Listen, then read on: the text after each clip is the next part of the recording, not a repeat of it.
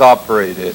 We can track its history since World War II, since the OSS in World War II. And mind you, the first thing President Truman did about the OSS after the war was to commission a study of criminality and corruption in the OSS, because under the license of secrecy during the war, it had become one of the most corrupt organizations in the U.S. government. We only hear about its glory and drama and daring do, of course, in the World War II films. Now, getting Lucky Luciano out of prison, using him first in our own docks in the United States to control labor, and then moving him to southern France to break strikes, and then into Sicily, and he winds up with the people around him producing the French Connection, major flow of drugs. Similarly, we had this massive thing that went on for a decade and a half in Southeast Asia. Actually, it began long before that, but the dramatic part of it, the noisy part of it, for a decade and a half. And we wound up creating the Golden Triangle, in which the CIA, Air America airplanes, were flying in arms to our allies and flying back out with the heroin. We launched the largest, this is something that Jimmy Carter did, Admiral Turner brags about it, the operation in Afghanistan. Biggest single operation, I'm told, in the history of the CIA's secret wars. And sure enough, very quickly we produced the Golden Crescent, which is still the largest source of heroin perhaps in the world today. And then, of course, in the 80s, President Reagan was focusing on Central America. And now, once again, we have massive documentation of how the Medellin grew at the same rate of the U.S. involvement in Central America. And the people in the Medellin were buying their way into making payments to people like Felix Rodriguez. This came out in the Millán Rodriguez trial. Felix Rodriguez was reporting directly to his old boss, President Bush, the CIA director, ex-director, then vice president. The Medellin was making payments to him of the size of perhaps $10 million to buy access to the Contra CI planes so that they could fly back into the United States with drugs, landing at bases where they would have national security passes, so the Customs and the FBI and the great body, I want to emphasize this, the great body of conscientious officers trying to serve in these organizations and do their jobs and do them conscientiously are frustrated, stymied, stalled, bypassed, and they're helpless, and they watch people come through with a national security pass of some kind, go right through the base with a truckload or a plane load of drugs, and on their way to distribute them inside our society. Trying to summarize this Third World War that the CIA, the U.S. national security complex with the military all interwoven in it in many different ways, has been waging. Let me just put it this way. The best heads that I coordinate with studying this thing, we count at least minimum figure 6 million people who've been killed in this long 40-year war that we've waged against the people of the Third World. These are not Soviets. We have not been parachuting teams into the Soviet Union to kill and hurt and maim people, especially not since 1954 when they developed actually a capability of dropping atomic weapons on the United States. They aren't British, French, Swedes, Swiss, Belgians. We don't do bloody, gory operations in the countries of Europe. These are all people of the Third World. They're people of countries like the Congo, Vietnam, Kampuchea, Indonesia, Nicaragua, where conspicuously they nor their governments do not have the capability of doing any physical hurt to the United States. They don't have ICBMs. They don't have armies or navies. They could not hurt us if they wanted to. There has rarely been any evidence that they really wanted to, and that in fact is perhaps the whole point. If they had had ICBMs, we probably wouldn't have done the things to them for fear of retaliation. Cheap shots, if you will, killing people of other countries of the world who cannot defend themselves under the guise of secrecy and under the rubric of national security.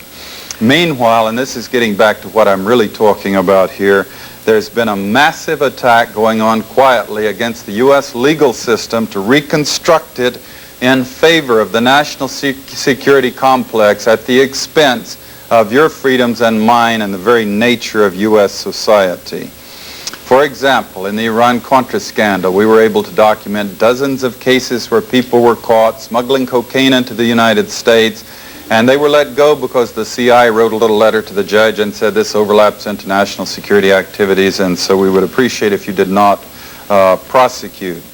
There's been the quiet passage of these laws about as fast as the system could absorb them, and I'm going to review just some of the major ones, could absorb them without drawing too much attention to them. They want to get the laws on the books, then they will be able to use the laws. Now, here are some of the things they have on the book. Victor Marchetti, in the mid-70s, they obtained the right to pre-publication censorships of books. They can tap into a book and now censor it and delete passages based on the Marchetti ruling of the Supreme Court. Censorship. Frank Snepp, they sued him successfully over his excellent Vietnam book, Decent Intervals. They did not accuse him of revealing secrets, just the principle of the fact that he wrote a book. They sued him for all his profits, on just civil damages. The government, the CIA, if you will, if you can comprehend that, suing someone for damages. In my own case, they managed to seize all the profits from my first book, In Search of Enemies, and put me under a court order so that everything I write for the rest of my life, I have to submit for censorship or risk going to jail without trial. Phil Agee, they picked up his passport without accusing him of any crime, and the Supreme Court supported him, and they got a precedent. So in the next war, if you're going down and trying to find out what's going on and write about it, they will have the law in which they can simply take your passport and you won't go down and observe what's happening and write about it anymore. You recall the Progressive magazine controversy where they prohibited some scholars from publishing perfectly overt information about how bombs are constructed, atomic bombs are constructed. The Morrison ruling of the Supreme Court, in which they ruled that publishing information in a magazine could be prosecuted under the old original espionage laws. Espionage to publish something in the newspapers, and they put him in jail. Trung Humphreys. Trung, helping Mr. Humphreys to get contact with his family in Vietnam, managed to get access to some official use only documents which the State Department admitted had no damaging effect to anyone whatsoever. But Jimmy Carter, the president, personally ordered what should have been illegal tapping and surveillance of Mr. Humphreys, and they jailed him for 15 years. They managed to pass the Names of Agents Bill, which makes it a felony to write about government operations in such a way that the names of these people who may be committing heinous crimes inside our society, they may blow your loved one away or your child's head away with LSD, and yet if you write an article about it under the present law, they can prosecute you for revealing the names, even if you don't reveal the name, but you just say the gentleman who's distributing drugs in our organization, like CSPES or whatever, they can prosecute you for publishing that in your own internal paper, if they will now. The law is on the books. They haven't used it yet because they're getting these laws all solidly consolidated until they have the next national security emergency, at which point they'll marshal our society in a way that you have not seen before and use these laws, as I'll show you in just a minute. The Preemptive Strikes Bill, this was a pet of Ronald Reagan. He had George Shultz up front advertising this thing.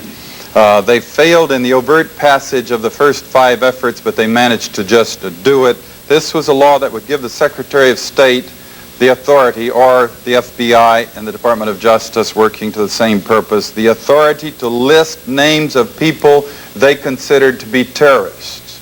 And he admitted in public debate, in lectures before gatherings of attorneys, that a provision of the law was that if your name was on the list, you would not be permitted to go to court and sue to have your name taken off the list. Arbitrary, no trial, stamp on your forehead, you're a terrorist. If you're a terrorist, they would have the right. This is the bill that they were presenting to the Congress, and they got it, by the way, in a different form. They would have the right to kick in your door and kill you without due process, and they would be immune from any prosecution. They admitted that they would have to undertake these actions on the basis of information that would never stand up in a court of law, and they admitted that innocent people could be hurt in the process, but in the interests of national security, they said they had to have these laws. How does this work? Brian Wilson, you recall him. He did a nonviolent fast on the Capitol steps, and so they wrote up reports saying he was a terrorist. Now that's quite a jump, but again, he was not advised of this. He was not permitted to challenge it. They just wrote it up and put it out and published it in the FBI records. Then he did a sit-down protest on the railroad tracks at the Concord Naval Weapons Station, and the FBI gave base security reports saying, you know, we have reports that Brian Wilson is a terrorist. And base security told the engineers on trains that some terrorists were sitting on the tracks to block them to stop this train full of ammunition.